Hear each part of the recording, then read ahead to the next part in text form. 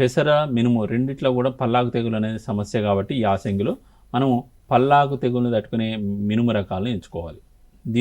దీనికోసం గాను మనకు పల్లాకు తెగులను తట్టుకునే రకాలు చూసుకున్నట్లయితే ఈ రకం PU31 అనే రకం 70 నుంచి 75 రోజుల్లో పంట చేతికి వస్తుంది. ఎకరాకు 5 నుంచి 6 క్వింటాల దిగుబడినిచ్చే సామర్థ్యం ఉన్న రకం. అలాగే లాం పరిశోధన స్థానం నుంచి విడుదల కాబడిన LBG 787 ఇది కూడా 80 నుంచి 85 రోజుల్లో పంట చేతికి వచ్చే రకం. ఇది పాలిష్ రకము. ఎకరాకు 7 నుంచి 8 క్వింటాల దిగుబడి సామర్థ్యం ఉన్న రకం. ఈ రకాన్ని కానీ ఎంచుకోవచ్చు. లేదంటే మనం మదిర పరిశోధన స్థానం నుంచి ఈ మధ్యలో విడుదల కాబడిన MBG 1070 అనే రకం. దీని కాలపరిమితి చూసుకున్నట్టయితే 70 నుంచి 75 రోజుల పంటకాలం.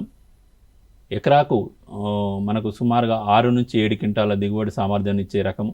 పల్లాకు తెగులను సమర్థవంతంగా తట్టుకునే రకం. ఈ రకాలను తీసుకోవచ్చు. ఈ రకాలతో పాటు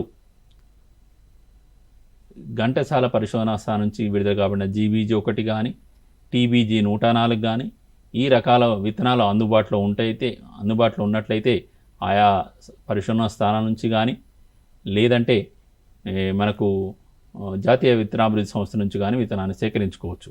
వీటితో పాటు MBG 1070 అనే రకం మదిర పరిశోధనా స్థానంతో పాటు కృషి విజ్ఞాన కేంద్రం నాగర్ కర్నూలులో కూడా మనకు విత్తనాల లభ్యత అందుబాటులో ఉన్నది. ఆయా కేంద్రాలను సంప్రదించి విత్తనాన్ని సేకరించుకొని సరైన యాజమాన్య పద్ధతులు పాటించి చేసుకోవడం ద్వారా యాసంగిలో మినుము పంట ద్వారా కూడా అధిక దిగుబడులు, అధిక ఆదాయాన్ని పొందవచ్చు. వీటితో పాటు భూసారాన్ని కూడా పెంచుకున్న వాళ్ళమవుతాం.